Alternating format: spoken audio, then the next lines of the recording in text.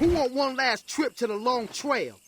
Throughout this video, you're going to see a bunch of tweets from everyone. If you see someone playing a character you like or someone you recognize, go over to their Twitter account and give them a follow. Thank you to all of the wonderful people on Twitter doing good work, labbing the characters so we can sit back and just see what's changed. And let me tell you, there is a lot that's changed. Before we talk about the balancing, we have to first talk about the shop. They're adding in this Tekken 5 Asuka outfit. I thought this was already in the game, but I guess it's not. They're giving you a bunch of avatar skins. I think this is the last of the roster. You have both Bears, Jack, Lars, Alyssa, Victor, and Dragunov. Now, also in this shop update, you have the wrestling attire. The guys, they have the spandex with the elbow pads. They also have some really cool face paint and hair. Yoshimitsu, sadly enough, cannot utilize any of that face paint or hair. It's truly tragic. But the steel chair that's on their back, obviously we can't tell yet because no one's able to purchase it, but I think that's going to be an item, the first ever item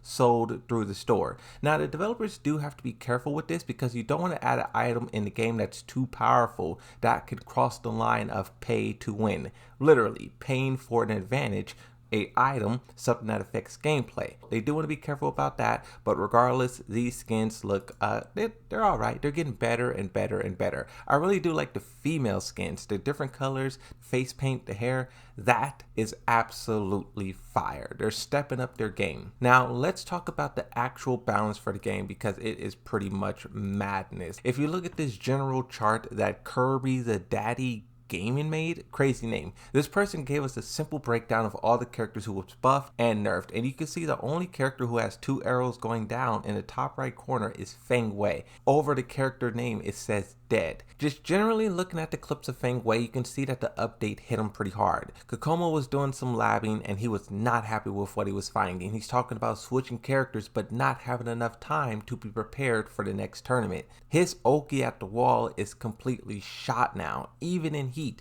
This was a big thing for him. He can heat you, lock you down, and keep you in place. His pressure, as High Buff Gigas was showing in his tweet, is pretty much destroyed as well. The character is really limited in a lot of ways. You can also say the same thing for a character like Devil Jin. You have this clip here of Kudons doing some story mode combos. This is something that the developers specifically targeted that is no longer possible, because if you look at this, it's a tournament match. So they seen this taking place at a tournament and they were like, we're gonna put a stop to it. And a stop to it they did. They also hit some other stuff with Devil Jin. You had Ryujin, which is also a Devil Jin main, who was very unhappy, showing this comparison between Tekken 7 and Tekken 8, and basically Devil Jin is destroyed. The Devil Jin players is taking it hard. You have Raccoon, who's another Devil Jin player.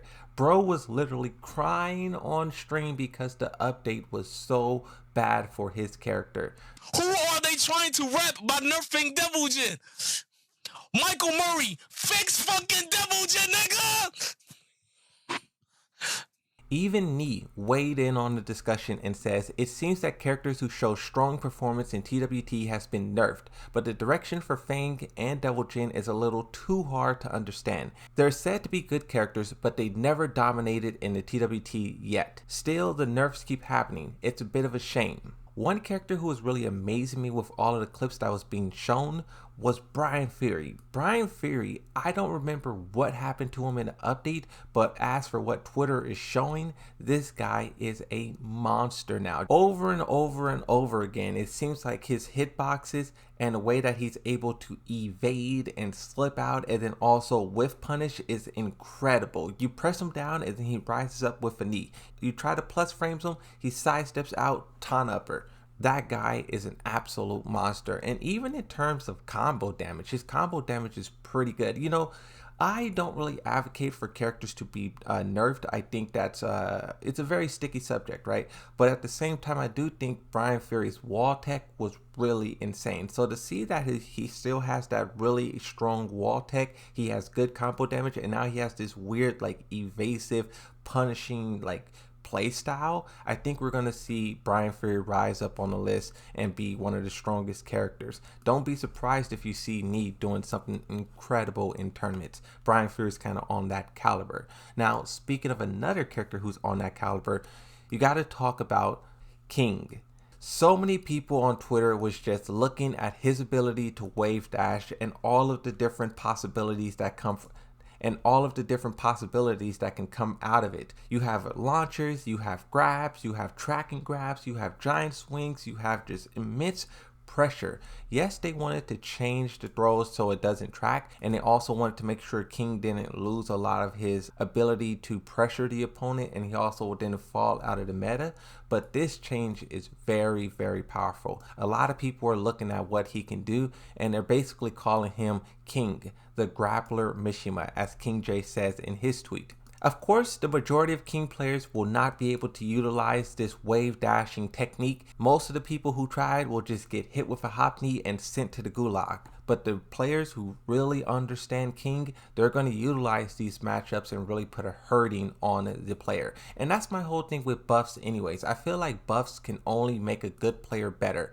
Someone who's trash at the game cannot utilize a buff properly because they just haven't really learned the game. Another character that people are talking a lot about, and I think we're going to see this guy climb up to the top of the mountain, is Paul Phoenix. Just generally on the character Paul Phoenix, at the start of Tekken 8, I noticed, and even if you could go back to the beta, I just noticed that he wasn't as powerful as his Tekken 7 variation. Tekken 7 Paul Phoenix really was a monster on all fronts. Yes, you didn't really see him win that many tournaments. He had a pocket Paul Phoenix that he will pull out every once in a while and just completely destroy the competition. But other than that, he was silent. He was a silent killer, an online destroyer. With these changes, he has that charge up attack that's like a major counter hit launcher. He has some crazy mix-ups that he can force on you.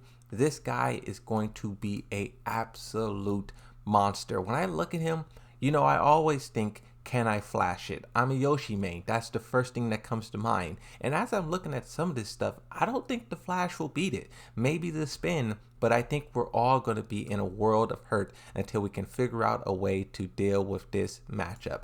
The guy is an absolute beast. Even though there isn't that much tech out there for Kazuya, we're going to have to turn to the main man. I'm sure he's going to make a video about it. But you can see just a little bit of what this character has to offer in terms of guaranteed follow-ups, mix-ups, and just what he will be able to dish out. I want to see, Kazuya players were doing a lot of complaining, and I really want to see if their win statistic climb up now. You guys got what you were asking for. Now it's time for you to do your part and go on ranked and win those matches. As for some of the other characters like Steve Fox, he got some interesting changes. It's going to be exciting figuring out his limitations. For the character Yoshimitsu, my guy, I love how he could do that low sword sweep and then sit down and then pop back up. Not only will that work in terms of a combo, you see iMusician here demonstrating one, but then also just the mix up potential alone. I think as Yoshimitsu, to utilize that send down stance to mix up your opponent has such great value. A lot of people are in this mindset to where when you sit down, they want to rush you, and you can do that 3-4 to pounce up real quick and get some quick pressure. I do it all the time. Players are never prepared for it. As for Law, Landon D says it best. It's fun while it lasted. The slide mix up that Law used to do over and over and over no longer work. The pushback that it has prevent another slide. Now maybe a crazy Law will still try to run up and do some kind of oki, but as for just keep looping that same shenanigans, the developers, they put a stop to it. The same thing with Shahid. I don't have any gameplay of that. There are some other interesting things in here. I'm going to have to play with the game and experience it myself to get the full feel for it, but you have some Victor nerfs. You have them having this armor break effect. You can see Landon D demonstrating it with his Law against Kazuya. That's going to be really cool. And then you also have the defensive option against Heat Burst. King J is demonstrating how Leroy Smith can parry a attack and then hit you and activate heat afterwards. Some interesting mechanics that they're adding into the game, and this is definitely going to have a huge impact across the board.